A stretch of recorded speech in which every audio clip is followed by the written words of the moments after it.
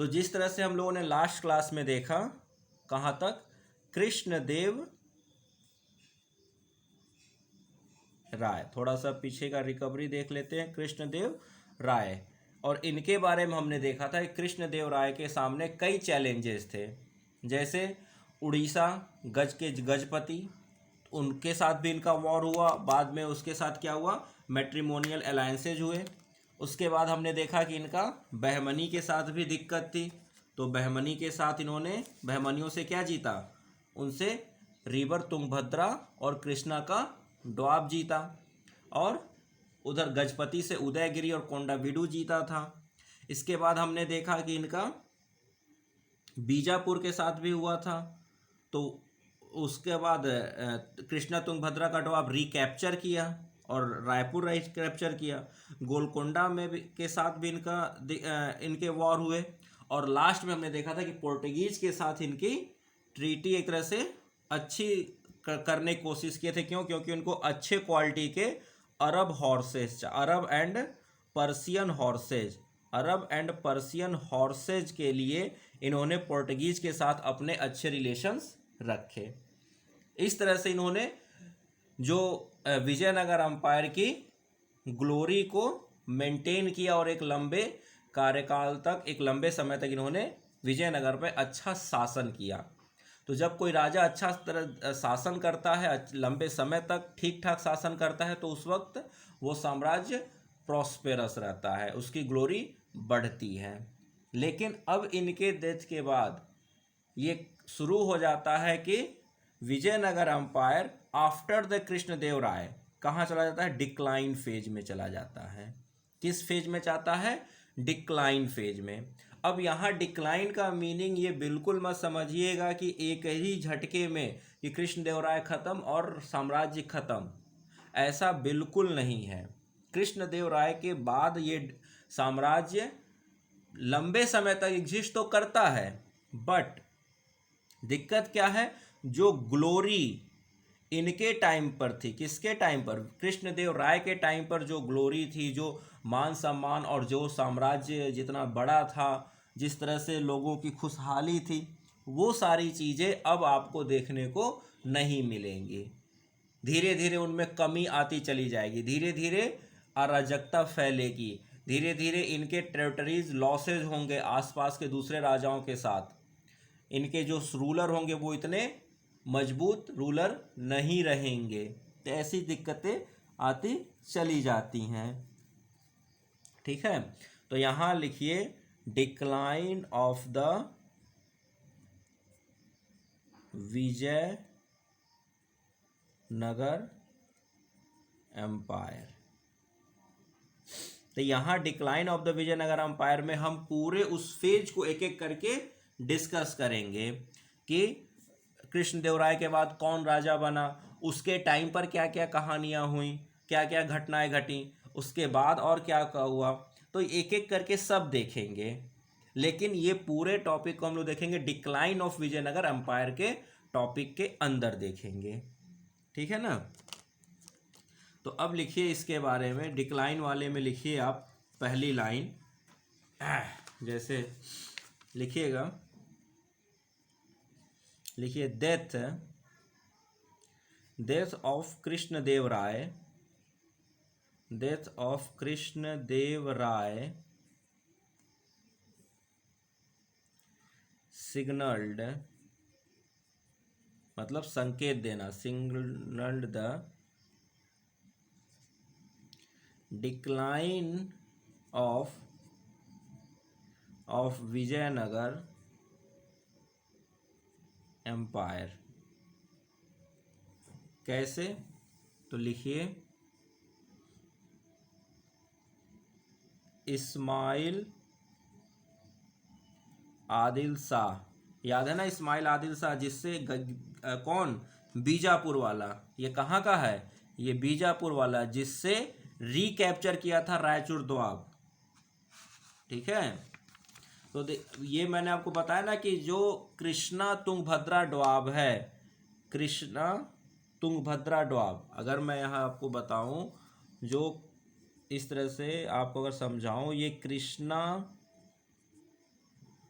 तुंगभद्रा डोआब जो है, इसके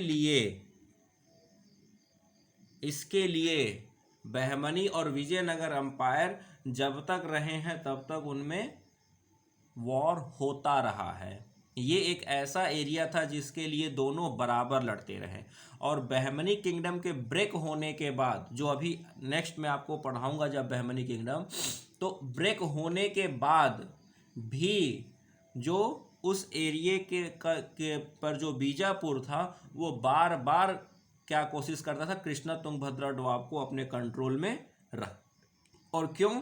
क्योंकि मैंने बताया आपको कि ये एक बहुत ही फर्टाइल एरिया था। कृष्णा तुंगभद्रा डोआब क्या है? एक बहुत ही फर्टाइल एरिया है, और फर्टाइल एरिया को हर कोई क्या चाहता है? अपने कंट्रोल में रखना। क्यों? क्योंकि अच्छी रेवेन्यू आएगी। तो यहाँ लिखिए, तो फिर से लिखिएगा इस्माइल। अभी अगर आपको नहीं भी याद आ रहा इस्माइल आदिल शाह के बारे में और बाकी के बारे में, तो घबराने की ज़रूरत नहीं है। जैसे ही आप बहमनी अंपायर को पढ़ोगे वैसे ही आपको ये सारे फिर से रिकॉल हो जाएंगे, और वहाँ से आप फिर क्या कर लेना, इसको रिलेट कर लेना। अभी सिर्फ अपना ये जानो कि Ismail Adil Shah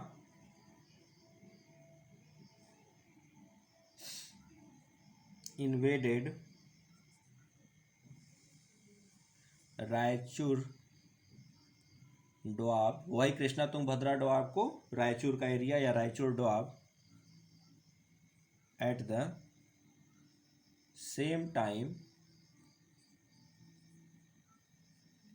Gajapati of Orissa and sultan of Golconda. अब ये सुल्तान कहाँ से आ गया गोलकोंडा का, ये भी आपको पता चलेगा बहमनी एम्पायर में। ठीक है। Also invaded Vijayanagar. तो जब मैं आपको पढ़ाऊंगा बहमनी किंगडम, तो वहाँ मैं आपको इनको रिलेट कर करके पढ़ा दूंगा। तो अभी आप इसको लिख लो, वहाँ जब पढ़ाऊंगा तो आपको फिर से ये हम वापस लाकर इसके साथ रिलेट कर दूंगा, तो आपको वो कंफर्म याद हो जाएगा। अभी आपको ये समझना है कि बहमनी एम्पायर जब ब्रेक डाउन हुआ था तो उसका एक हिस्सा गोलकोंडा भी था। ठीक, तो यहाँ तक कहानी चली। तो अब कृष्णदेव राय के बाद अब राजा कौन बनता है? अब राजा बनता है अच्युत्य, ACHYUTA, अच्युत्य देव राय। अच्युत्य देव राय, इनके बारे में लिखिए, अच्युत्य देव राय के बारे में लिखिएगा। ये थे यंगर ब्रदर ऑफ कृष्णदेव राय।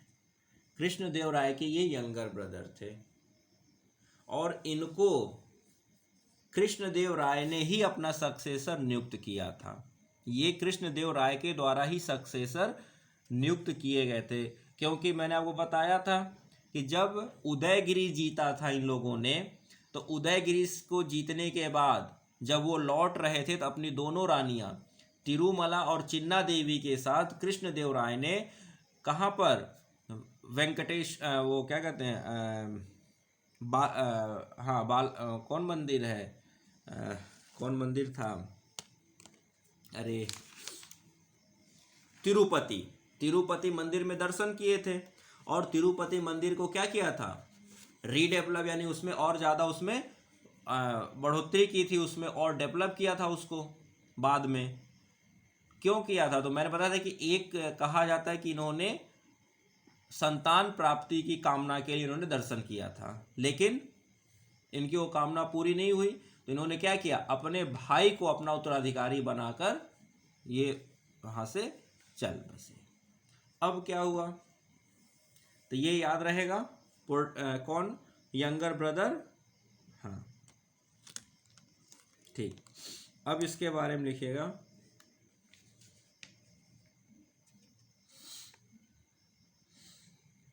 लिखिए अच्युत राय के बारे में लिखिएगा,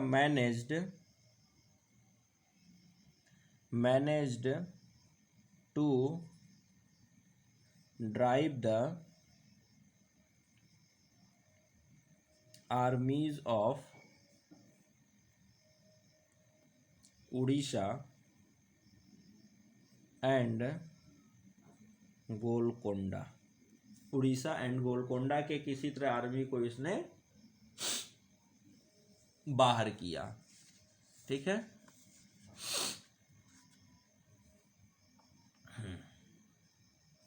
नेक्स्ट पॉइंट लिखिएगा, अच्युत देव राय के टाइम पर लिखिएगा, ए पोर्टुगीज ट्रैवलर, लिखिए ए पोर्टुगीज, PORTUGUESE, ए पोर्टुगीज ट्रैवलर। ये सब आपका मैच द कॉलम वगैरह में पूछा जाता है, इस वजह से ये सब मैं आपको लिखवा रहा हूँ। और इसकी लिस्टिंग आपको बनानी है कि क्या विजयनगर एम्पायर के किंगडम, और फिर एक तरफ लिखना है ट्रैवलर्स और किस और कंट्री, तो किंग, ट्रैवलर का नाम और कंट्री, तो किस राजा के समय कौन सा ट्रैवलर आया था किस कंट्री का। तो खैर अभी तो आपको बस ये समझना है कृष्णदेव राय के टाइम पर और उसके बाद पोर्टुगीज ट्रैवलर ही ज़्यादा आ रहे हैं। क्यों? क्योंकि 1498 में Vasco da Gama Portuguese traveller ही सबसे पहले इंडिया आया था बाय सी रूट। ऐसा नहीं था कि इंडिया को कोई जानता नहीं था भाई। इंडिया को जानने के लिए देखा जाए तो हम कब से देख रहे हैं, हड़प्पा, इंडस वैली सिविलाइजेशन के टाइम से देख रहे हैं कि इंडिया का क्या था, व्यापार अरब और मेसोपोटामिया वगैरह से हो रहा था। उसके बाद और भी, और जो लैंड रूट था वाया अफगानिस्तान होते हुए कहाँ तक, पूरा सेंट्रल एशिया वगैरह तक क्या था, हमारे ट्रेड हो रहे थे। बट सी रूट के बारे में किसी को जानकारी नहीं थी। तो ये जो कहा जाता है इंडिया की खोज हुई, असल में ये छोटे बच्चों की किताबों में इस तरह से लिख दिया जाता है, लेकिन वो गलत तरीका है। इंडिया की खोज नहीं हुई थी, इंडिया और यूरोप के बीच में, इंडिया और यूरोप के बीच में सी रूट की खोज हुई थी। इंडिया की खोज नहीं थी, वो पढ़ाने वाले और लिखने वालों की एक तरह से कहिए नासमझी है। और छोटे बच्चों को आप इतना डिटेल में नहीं समझ, तो उनको बस ये बातें बता दी जाती इस तरह से। लेकिन हकीकत ये है कि इंडिया और पोर्टुगीज के इंडिया और यूरोप के बीच में, यानी इंडिया से यूरोप जाना और यूरोप से इंडिया आ जाने के लिए सी रूट की खोज पहली बार 1498 में वास्को डी गामा ने की। ये कहानी है। ठीक है, क्योंकि हमें पता है कि जब इस्लामाइज्ड तुर्क्स वगैरह का प्रभाव जब सेंट्रल एशिया वगैरह बहुत ज़्यादा बढ़ गया, तो अब यूरोप वालों को व्यापार करने में दिक्कत हो रही थी, क्योंकि उनको बहुत ज़्यादा टैक्स, बहुत ज़्यादा लगान, टोल टैक्स वगैरह देना पड़ता था। साथ में जो कबीले थे वो लूटपाट भी बहुत ज़्यादा करते थे। इस वजह से इन्होंने, यूरोप वालों ने क्या किया, एक सी रूट खोजने की जद्दोजहद की, और उसमें सफल कौन हुआ, वास्को डी गामा। उससे पहले भी एक व्यक्ति था जो खोजने के लिए निकला था, लेकिन वो कहाँ पहुंच गया, वो इंडिया के बदले पहुंच गया वेस्ट इंडीज। इसी वजह से इंडिया के नाम पर वहां पर उसको वेस्ट में पहुंचा, तो इसलिए उसको वेस्ट इंडीज नाम दे दिया गया। ठीक है, वो कहाँ है, तो वो नॉर्थ अमेरिका यानी यूनाइटेड अमेरिका के ईस्ट साइड में है वेस्ट इंडीज, वहां पहुंच गया था वो। अब कौन था वो, ये आप बताएंगे मुझे। ठीक है, हाँ बहुत फेमस है वो। हाँ तो बरबोशा तो पोर्टुगीज वो था ना, ट्रेवलर था ना, तो कृष्णदेवराय के उसमें आया था, दरबार में आया था। हाँ तो वो अलग है। जो वेस्ट इंडीज की इसने खोज की वो दूसरा है। वो वास्को डी गामा से भी पहले चला था खोजने के लिए इंडिया को, लेकिन वो रास्ता भटक गया, भटक के वहाँ पहुँच गया। और वास्को डी गामा ने रास्ता नहीं भटका, और ये वहाँ से चलते चलते कहाँ आया, केप टाउन आया, the Cape of Good Hopes, South Africa, और वहाँ से फिर इंडिया आ गया। इसकी किस्मत अच्छी थी। खैर चलिए, तो लिखिएगा पोर्टुगीज ट्रेवलर कौन? तो इसके टाइम पर एक पोर्टुगीज है जिसका नाम है फेरनोआ नूनीज। फेरनोआ नूनीज ये किसके टाइम पर आ रहा है? अच्युत देव राय। तो Fernao Nuniz came to India during his time या हिज रेन, REIG। तो फरनाओ नूनीज किसके टाइम पर आ रहा है? अच्युत देव राय। बारबोसा वगैरह किसके टाइम पर आ रहे हैं? तो वो आ रहे हैं कृष्ण देव राय के टाइम पर।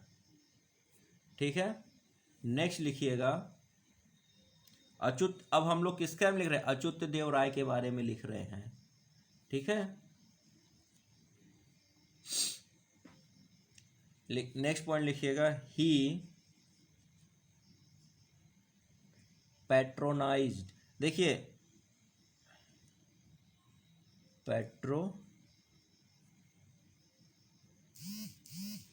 मैं आपको ये लिखवा तो रहा हूं अच्युत देव राय के बारे में, लेकिन अगर आपको लगे कि आपका बहुत ज़्यादा हो रहा है या टाइम बर्बाद हो रहा है या आपके पास अगर रिवाइज करने का टाइम उस वक्त ना रहे, तो आप इसको स्किप भी कर दोगे तो ज़्यादा दिक्कत नहीं आएगी, क्योंकि मैक्सिमम क्वेश्चन जो बनता है वो कृष्णदेव राय से ही बनता है विजयनगर को लेकर।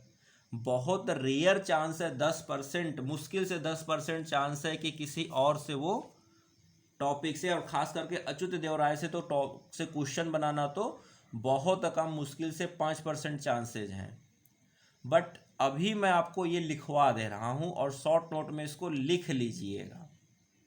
बट इसको अगर थोड़ा भी आपको लगे दिक्कत या ऐसा लगे कि नहीं ये नहीं अगर करना चाहो तो आप स्किप कर जाओगे तो भी आपका कोई खास नुकसान नहीं होगा। हाँ, ये जरूर याद रखना, पोर्टुगीज ट्रेवलर याद रख लेना। ठीक है, नेक्स्ट लिखिएगा ही पैट्रोनाइज्ड द कन्नड़। और एक चीज यहाँ ये भी समझ लीजिए कि कृष्णदेव राय या विजयनगर अंपायर के टाइम पर जो लैंग्वेज वो कन्नड़ लैंग्वेज है, मेन ऑफिशियल लैंग्वेज। ठीक है ना, मेन ऑफिशियल लैंग्वेज कौन सी है? कन्नड़ है। ठीक, तो he patronise the Kannada poet Chatu Vittala Natha. Chatu Vittala Natha the great singer and composer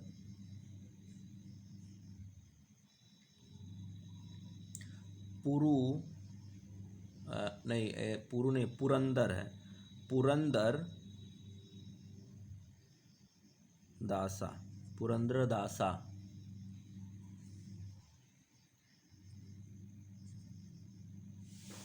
ये कौन है? Father of Carnatic music. इनको फादर ऑफ कार्नेटिक म्यूजिक कहा जाता है, पुरंदर दासा को। कार्नेटिक म्यूजिक के जनक यही हैं। तो किसको किसको पैट्रोनाइज किया? कन्नड़ पोएट चतु वित्तल नाथा को, great singer and composer Purandara Dasa को, जो कार्नेटिक म्यूजिक के फादर हैं। और एक और स्कॉलर हैं, लिखिए संस्कृत स्कॉलर,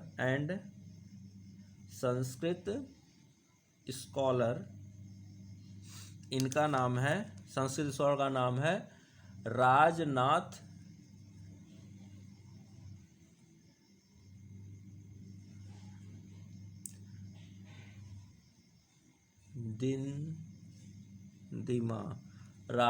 दिनदिमा।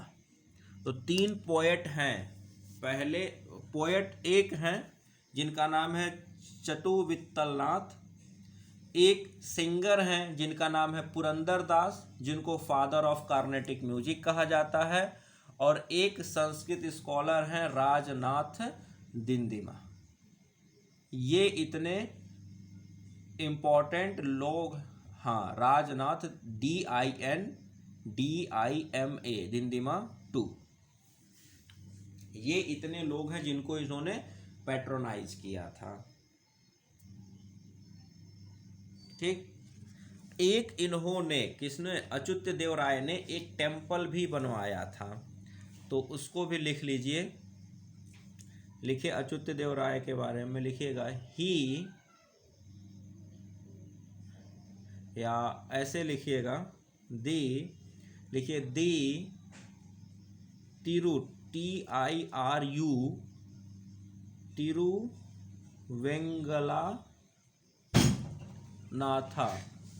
तिरुवेंगलानाथा TIRUVENGALANATH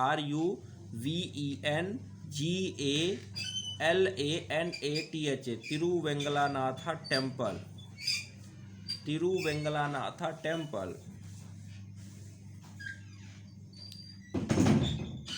लिख लिया ना? तो देखिए टेम्पल का नाम है तिरुवेंगलानाथा टेम्पल, तिरुवेंगलानाथ टेम्पल। अब ये जो तिरुवेंगलानाथ टेम्पल है, इसको आज के डेट में अच्युत राय टेम्पल भी कहा जाता है। कहाँ बना है? विजयनगर में ही बना है। किसने बनवाया? इसी के टाइम पर बना हुआ है। तो ये टेम्पल जो है ये बहुत इम्पोर्टेंट नहीं है, तो इस वजह से ये आर्ट और आर्किटेक्चर में आपको ये टेम्पल का नाम नहीं देखने को मिलेगा, लेकिन चांसेज है पूछ लेने के। कभी होता है ना, कोई बहुत ज़्यादा लीक से हटकर क्वेश्चन बन जाते हैं, तो जब लीक से हटे क्वेश्चन बनते हैं तो इसी तरह के टेम्पल पूछे जाते हैं। ठीक है, नहीं तो जनरली आपसे जो टेम्पल क्या होते हैं, करंट में होते हैं, या जिन पर कुछ आपको न्यूज वगैरह आई रहती है। जैसे अभी कुछ दिन पहले आपको न्यूज आई थी कि 42nd UNESCO world heritage site में जो टेम्पल शामिल हुए हैं, होशियाला टेम्पल्स, तो उसके बारे में आपसे क्वेश्चन बनेगा। 41st UNESCO world heritage site में जो शामिल हुआ है वो उनका, अरे परम कृष्णदेव परमहंस के जो मठ हैं वेस्ट बंगाल में, वो शामिल हुए हैं। तो क्वेश्चन उस पर बनेगा, उन लोगों और उस मंदिर या उस मठ को बनाने वालों के ऊपर क्वेश्चन बनेगा। लेकिन कभी कभी क्या होता है कि बहुत ज़्यादा लीक से हट के जब क्वेश्चन बन जाते हैं, तो इक्का दुक्का इन सब टेम्पलों के बारे में, जैसे मैच द कॉलम वगैरह में 2 टेम्पल आपको जानकारी वाला मिल जाएगा, और 2 टेम्पल बहुत ही ऐसे लिख दिए जाएंगे जो इनके बारे में आपको जानकारी नहीं होगी। तो वहाँ आपको फिर 50-50 करना पड़ता है। तो अगर उन 2 जिनकी जानकारी ना हो, बिल्कुल लीक से हट के रखे हो, उनमें से अगर एक भी आप जान गए तो आप कर ले जाओगे, क्योंकि 2 तो फेमस रहेंगे और 2 ऐसे टेम्पल रखे जाएंगे जो बिल्कुल भी फेमस ना हो। उसमें आते हैं इस तरह के टेम्पल। ठीक है ना? चलिए, तो ये हो गया किसके बारे में? अच्युत देव राय। तो अच्युत देव राय के बारे में सिर्फ इतना याद रखना है कि ये कृष्ण देव राय का यंगर ब्रदर था। कृष्ण देव राय ने ही इसको नॉमिनेट किया था, अपना सक्सेसर बनाया था। इसने किसी तरह से उड़ीसा और गोलकोंडा की आर्मी को विजयनगर से हटाने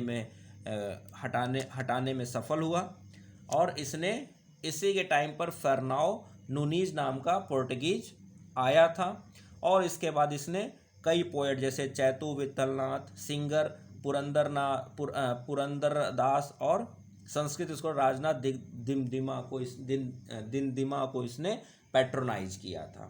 ये इतनी बातें हमें याद रखनी है अच्युत देव राय के बारे में। इतने के बाद इसकी हो जाती है डेथ। तो अब हम लोग पढ़ेंगे कि अब अच्युत देव राय के बाद क्या हुआ। ठीक है, तो ये मैं अब यहाँ रब करने जा रहा हूँ।